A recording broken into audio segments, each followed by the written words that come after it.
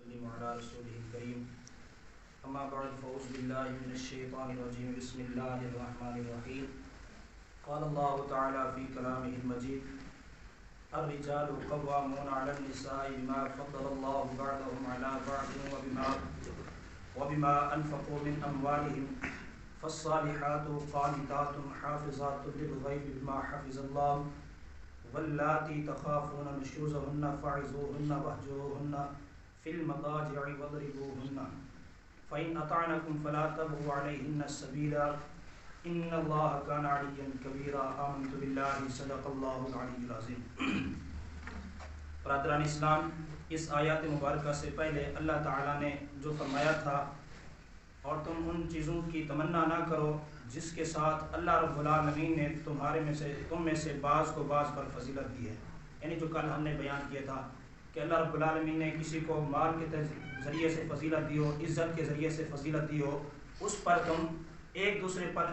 حسد نہ کرو. اور اس کے اندر یہ بھی تھا کہ کچھ عورتوں نے پھر اعتراض کیا جس طرح مردوں کے حق ہیں، مرد کو عورت کی بنسبت زیادہ حصہ ملتا ہے چاہے وہ وراثت ہو ہر معاملے کے اندر. تو اس لیے اس آیت کا جواب اس آیت کے اندر اللہ رب العالمین نے عطا فرمایا ہے. یعنی ادھر اعتراض بھی کیا گیا تھا، عورتوں نے کہا تھا کہ مرد کا حصہ وراثت کے اندر بھی زیادہ ہے اور ان کو ہر ایک چیز کی زیادہ ان کو ترجیح دی جاتی ہے. اور اللہ رب العالمین نے یہ بھی فرمایا کہ تم ایک دوسرے کے جس کو فضیلت دی گئی ہے اس کے حسد نہ کرو. تو اللہ رب العالمین نے اس آیت میں فرمایا الرجال قوامون علی النساء بما فضل اللہ بعضهم علی بعض وبما انفقوا من اموالهم. مرد عورتوں کے منتظم اور کفیل ہوتے ہیں کیونکہ اللہ رب العالمین نے ان میں سے ایک کو دوسرے پر فضیلت دی ہے، اور اس لیے بھی کہ مرد ان عورتوں پر اپنا مال خرچ کرتے ہیں. یعنی اللہ رب العالمین نے مرد کو جو فضیلت دی ہے، ایک تو یہ کہ وہ ان کے کفیل ہوتے ہیں، ان کی حفاظت کرنے والے ہوتے ہیں، ان پر اپنا مال خرچ کرنے والے ہوتے ہیں، ان کی دیکھ بھال کرنے والے ہیں، ان کی جس چیز کی ضرورت ہوتی ہے وہ ضرورت پوری کرنے والے مرد ہوتے ہیں. اس لیے اللہ رب العالمین نے مرد کو ان پر فضیلت دی ہے. اور آگے یہ فضیلت کا جو معنی ہے نا، اللہ رب العالمین فرمایا الرجال قوامون، یہ قوام جو ہے اس کا مرد عورتوں پر قوام ہے. قرآن مجید کے اندر جو فرمایا گیا ہے اس سے اللہ رب العالمین نے مرد کو قوت بھی زیادہ عطا فرمائی ہے. اور دوسرا یہ ہے کہ قوام کا معنی ہے کسی چیز کو قائم کرنے والا اور اس کی حفاظت کرنے والا. قوام کا معنی یہ ہے کہ کسی چیز کو قائم کرنے والا اور اس کی حفاظت کرنے والا. مرد عورت کا قوام ہے، یعنی اس کی ضروریات بھی پوری کرتا ہے اور اس کے اخراجات بھی برداشت کرتا ہے. اور دوسرا یہ ہے کہ ایک قوام اللہ رب العالمین الرجال قوامون کا معنی یہ ہے جس طرح حاکم رعایا پر اپنے احکام نافذ کرتا ہے، تاکہ حاکم وقت اپنی سلطنت پر جو بھی احکام نافذ کرنے وہ نافذ کرتا ہے، تو اسی طرح مرد عورتوں پر اپنے احکام نافذ کرتے ہیں. یعنی گھر کے اندر جو بھی اصول بیان کرنا، جو بھی اس پر پابندی عائد کرنا یا جس طرح کا اصول بیان کرنا، مرد عورتوں پر اس طرح اپنا حکم نافذ کرتے ہیں. اور اس کی وجہ یہ بھی ہے کہ مرد کو عورتوں پر فضیلت حاصل ہے کیونکہ نبوت، رسالت، حکومت، امامت، اذان، اقامت، تکبیر، تشریق وغیرہ یہ تمام مرد کے ساتھ خاص ہے، یہ عورتوں پر حکم نہیں ہے. نہ عورت اذان دے سکتی ہے، نہ عورت حکمرانی کر سکتی ہے، نہ عورت امامت کرا سکتی ہے، نہ عورت اذان دے سکتی ہے، اور نہ عورت اقامت کہہ سکتی ہے جو ہم نماز سے پہلے کھڑے ہو کر یعنی تکبیر پڑھتے ہیں. مخصوص مرد کے لیے یہ چیزیں خاص ہیں. اس لیے اللہ رب العالمین نے مرد کو عورتوں پر فضیلت دی ہے. اور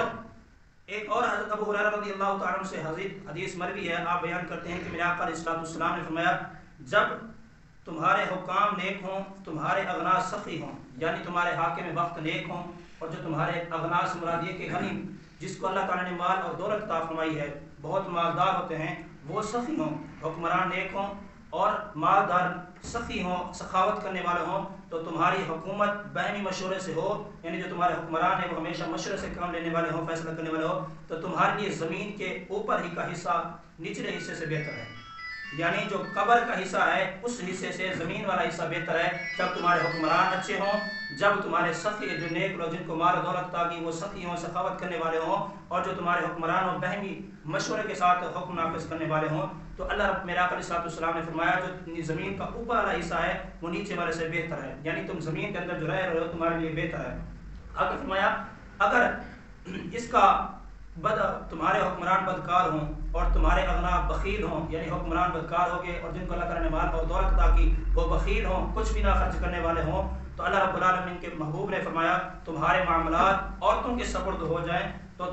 تمہارے لیے زمین کا نچلا حصہ اوپر والے حصے سے زیادہ بہتر ہے، یعنی حکمرانی سربراہی عورتیں کرنے لگ جائیں، اور جو تمہارے جن کو سخی ہیں، جن کے پاس مال و دولت ہے، وہ بخیل ہو جائیں، کسی غریب پر خرچ نہ کریں، کسی کو خرچ نہ کریں اللہ اور اس کے رسول کے نام پر یا اس کے راستے پر، اور جو تمہارے حکمران ہیں وہ بدکار ہوں تو زمین کے اوپر والے حصے سے نیچے والا اس وقت بہتر ہوگا۔ تو آج بھی دیکھیں کہ آج یہی ہو رہا ہے، گھر گھر کے اندر یا اکثریت کے اندر مردوں کی سنی نہیں جاتی، عورتیں کی حکمرانی ہوتی ہے، پھر جو وہ کرتی رہیں، جو کچھ کرتے اس کو کچھ کہنے والا نہیں ہوتا۔ اور آج حکمرانی کے حساب سے بھی دیکھ لیں، کہیں پہ حکمران بن کے بیٹھی ہیں، کہیں پر جج بن کے بیٹھی ہیں، کہیں پہ کیا بن کے بیٹھی ہیں، یعنی جو شریعت کی مخالفت والے کام ہے وہی ہو رہا ہے اکثر۔ دوسرا، ہمارے حکمران تو ویسے ہی بدکاری ہے، کسی سے چھپی بات نہیں ہے، یہ روزہ روشن کی طرح ہے، چاہے وہ جو بھی حکمران ہو، عیاش ہوتے ہیں، چاہے وہ حکمران تو دور کی بات ہے، جو ہمارے علاقے کے ایم پی ایم این اے یا وڈیرے ہوتے ہیں وہ بھی عیاش ہوتے ہیں۔ قرآن حدیث کے اندر ایسا کوئی معاملہ نہیں ہے کہ ہم نے جو بیان کیا ہے وہ تمام ان کی چیزیں حکمرانوں کے اندر پائی جاتی ہیں۔ اور دوسرا، اغنیا بھی بخیل ہیں۔ اب دیکھو کہ جن کو اللہ تعالیٰ نے مال اور دولت عطا فرمائی ہے، اگر کسی کنجری ناچنے والی 10 منٹ یہاں پہ ناچنے لگ جائے، وہی مال دولت رکھنے والے اس پر ہزاروں لوٹا دے گی۔ جب ان سے اللہ اور اس کے رسول کے نام پر کسی غریب کی مدد کے لیے کہا جائے تو وہ کہیں گے آج تو ہمارے حالات بھی ٹھیک نہیں ہیں، یعنی ان کی جو دولت ہے وہ بخل پر مبنی ہے، وہ اس کے اندر بخیل ہیں، اللہ اور اس کے رسول کے نام پر کہیں بھی خرچ نہیں کرتے جہاں پر شیطانی کام ہو۔ وہ مجھے ایک اپنے چشتی صاحب ہے نا، عبدالحمید چشتی صاحب، وہ بیان کرتے ہیں کہ ایک مثال کہ ایک بادشاہ نے اپنے وزیر کو یا اپنے کسی محب کو پیسے دیے، 300 دیے، اس نے کہا اس کو 100 کو وہاں پر خرچ کر کہ مجھے 100 کو آگے خرچ کر جہاں پر مجھے ملے، اور 100 کو یہاں پر خرچ کر، 100 پر خرچ کر، نہ یہاں ہو نہ وہاں ہو۔ تو وہ شخص لے کر 300 چلا گیا، اس کے بعد 100 کے فروٹ لے کر آ گیا، دوسرا 100 وہ بھی خرچ کر گیا، تیسرا 100 خرچ کرنے کے بعد واپس آیا، بادشاہ کو وہ پیش کر دیے فروٹ۔ بادشاہ نے کہا ہم بھی کہاں کا خرچ کیے؟ تو اس نے بہت خوبصورت جواب فرمایا، اس نے کہا یہ 100 ہے جو تجھے یہاں پر میں نے فروٹ لے کے دیے، دوسرا 100 وہ تھا جو تجھے وہاں ملنا ہے، وہ میں نے جا کے مسجد کے اندر دے دیا، جب تو مسجد کل قیامت کے دن قبر کے اندر یا محشر کے میدان میں جائے گا اس کا 100 کا صلہ تجھے وہاں پر مل جائے گا۔ تیسرا 100 جو میں نے نہ تجھے یہاں پر ملنا ہے نہ وہاں پر ملنا ہے، وہ ایک کنجری ناچ رہی تھی، میں نے اس کو پلٹا دیا، نہ تجھے ادھر ملے گا نہ ادھر ملے گا،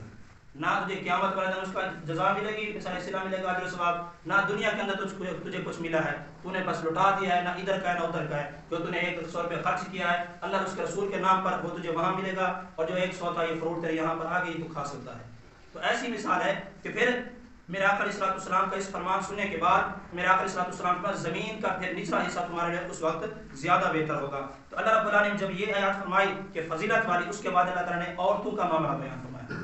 اللہ رب العالمین نے فالصالحات قانتات حافظات للغیب بما حفظ اللہ، اللہ رب العالمین فرماتے ہیں کہ ان پر جو اپنا مال خرچ ہوتا ہے، 100 نیک عورتیں فرما بردار ہوتی ہیں اپنے گھر والوں کی، نیک جو عورتیں ہوتی ہیں وہ فرما بردار ہوتی ہیں اپنے گھر والے کی، مردوں کے پس پشت اللہ کی توفیق سے حفاظت کرنے والی ہوتے ہیں اپنی ہر ایک چیز کی، یعنی جب اس کا شوہر کہیں پہ چلا جاتا ہے، پس پشت کا مطلب یہ ہے کہ اس کے پیٹھ پیچھے وہ اپنی جسم کی بھی حفاظت کرتی ہیں، اپنے آبرو عزت کی بھی حفاظت کرتی ہیں اللہ رب العالمین کی توفیق سے، جو نیک عورتیں ہیں۔ آگے پھر اللہ رب العالمین نے ان کا ذکر فرمایا جو بدکار عورتیں ہوتی ہیں، یہ نیک تھی، اللہ رب العالمین نے فرمایا یہ نیک جو فرما بردار اپنے شوہر کی بھی فرما بردار ہوتی ہیں، اور اگر چاہے وہ گھر کے اندر موجود ہو یا نہ ہو وہ اپنی عزت آبرو کی، اس مرد کے اپنے شوہر کے پس پشت بھی اس کی حفاظت کرتی ہے۔ تو آگے فرمایا واللاتی تخافون نشوزهن فعظوهن واهجروهن فی المضاجع واضربوهن۔ پھر ان عورتوں کے بارے میں اللہ رب العالمین نے فرمایا اور تم کو جن عورتوں کی نافرمانی کا اندیشہ ہو، یعنی وہ بدکار ہوں، اگر ان کی نافرمانی کا اندیشہ ہو تو ان کو نصیحت کرو سب سے پہلے، یہ قرآن کا اصول ہے، اگر ایسی کوئی گھر کے اندر عورت ہے سب سے پہلے اس کو نصیحت کی لے جائے، اسے کہا جائے یہ تیرے اندر خامی ہے اس کو دور کر دے۔ آنے والا مرد کوئی بھی ہو گھر کے اندر آتا ہے جو یہ تیرا رویہ ہوتا ہے، چاہے ملنے کا بات کرنے کا انداز، جس طرح کے معاملے ہر گھر کے اندر ہوتے ہیں اس کو زبان سے سمجھایا جائے، اس کی نصیحت کی جائے، اگر وہ پھر بھی اس سے بات نہیں آتی تو پھر آگے اللہ رب العالمین نے اس کے لیے اور حکم فرمایا واہجروہن فی المضاجع واضربوہن، پھر ان کو ان کے بستروں پر اکیلا چھوڑ دو، یعنی پھر اگر وہ تمہاری فرما برداری نہیں کرتی، تمہارا کہنا نہیں مانتی تو پھر ان کو اپنے بستروں سے الگ کر دو، اپنے ساتھ نہ سلاؤ ان کو، پھر کیا کرو واضربوہن، پھر ان کو تعذیباً مارو، یعنی ان کو تعذیباً تھوڑی سزا دو، مارو تاکہ وہ سمجھ جائیں، ان کو عقل آ جائے، ان کو اتنا بھی نہ مارو کہ میرے آقا علیہ السلام نے فرمایا جو اللہ تعالیٰ نے اس کو فرمایا اور تم جن عورتوں کے نافرمانی کا اندیشہ رکھتے ہو ان کو نصیحت کرو اور ان کو ان کے بستروں پر اکیلا چھوڑ دو اور ان کو تادیباً مارو اور تمہاری فرما بردار ہو جائے اگر پھر اللہ رب العالمین اگر وہ تمہاری فَإِنْ أَطَعْنَكُمْ فَلَا تَبْغُوا عَلَيْهِنَّ سَبِيلًا بس اگر وہ تمہاری فرما بردار ہو جائے تو ان کے خلاف کوئی بہانہ نہ ڈھونڈو پھر ان کو تکلیف دینے کا. ان اللہ کان علیٰ کبیرہ کہ بے شک اللہ رب العالمین نہایت ہی بلند بہت بڑا ہے. اللہ رب العالمین اگر وہ نہیں تمہارا کہنا مانتی فرما بردار نہیں ہوتی تو تادیباً مارو کتنا مارو. یہ میرے آقا علیہ السلام نے حجۃ الوداع کے موقع پر اس حدیث کے راوی حضرت جابر بن عبداللہ رضی اللہ تعالی عنہ بیان کرتے ہیں کہ رسول اللہ صلی اللہ علیہ وسلم خطبہ حجۃ الوداع یعنی جو آخری میں آقا علیہ السلام نے حج پڑھا تھا, حج پڑھنے کے بعد تمام مسلمانوں کو اکٹھا کر کے یہ آپ نے اعلان فرمایا, اے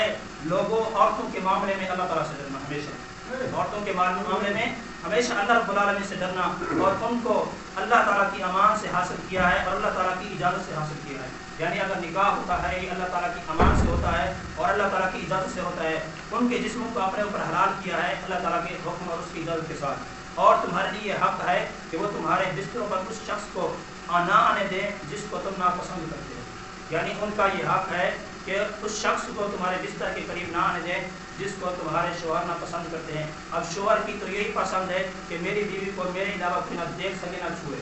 یہ ہر شوہر کی یہی خواہش ہوتی ہے. اور میرے آقا علیہ السلام نے فرمایا اگر وہ ایسا کریں تو ان کو اس طرح مارو کہ چوٹ کا نشان نہ ہو. شریعت نے بیان کیا ہے کہ جو میں نے کہا کہ ان کو سزا دو اگر وہ ان کی نصیحت کرنے کے بعد نہ مانے, پھر اس طرح مارو کہ ان کو چوٹ کے نشان نہ ہو. پھر آج کل جس طرح کچھ جاہل لوگ اس طرح کرتے ہیں اگر عورت کے اندر کمی پیشی پائی جاتی ہے, چاہے کسی بات پر لڑائی جھگڑا ہو جاتا ہے کچھ ہو جاتا ہے, اس طرح مارتے ہیں ظالمانہ تشدد کرتے ہیں, اس کے چہرے پر اس کے رخسار پر اور اس کے جسم پر نیلے نشان پڑ جاتے ہیں. تو اللہ اس کے رسول نے پہلے فرمایا کہ عورتوں کے معاملے میں اللہ تعالیٰ سے ڈرو, تو اس طرح نہ مارو کہ نشان پڑ جائیں. اور ان کا تم پر یہ حق ہے کہ تم ان کو دستور کے مطابق کھانا کھلاؤ اور کپڑے پہناؤ. یعنی تمہارا یہ حق ہے ان عورتوں کو جن کے نکاح کے اندر تم لے کر آئے ہو ان کو کھانا بھی کھلاؤ اور ان کو پہناؤ بھی صحیح. اس طرح اور بھی حدیث پاک بہت ساری ہیں, مگر یہ ہے کہ صرف اگر کوئی ایسی عورت ہو گھر کے اندر یا کسی ایسے حق کے اندر تو ان کو اتنا صرف مارا جائے کہ ان کے جسم پر نشان نہ پڑ جائے. سب سے پہلے نصیحت کی جائے, پھر ان کے ساتھ اس طرح ان کو اپنے بستر سے الگ کر دیا جائے, پھر بھی نہ مانے تو پھر اس کو اتنا مارو کہ اس کے نشان نہ پڑیں. ان کو تادیباً یعنی اس کو سمجھانے کے لیے سزا دی جائے. اللہ تعالیٰ نے فرمایا ان اللہ کان علی کبیرہ. اس سے پہلے اگر وہ مارنے کے بعد باز آ جاتی ہیں تمہاری فرما بردار ہو جاتی ہے, اللہ تعالیٰ نے فرمایا اطعنکم فلا تبغوا علیہن سبیلا, بس اگر وہ تمہاری فرما بردار بن جائیں فرما برداری کرنے لگ جائے تو ان کے خلاف پھر کوئی بہانہ نہ ڈھونڈو, یعنی پھر ان کے ساتھ بہانہ نہ ڈھونڈو. تو اللہ تعالیٰ ہم سب کو اس پر صحیح معنوں میں عمل کرنے کی توفیق عطا فرمائے. آمین.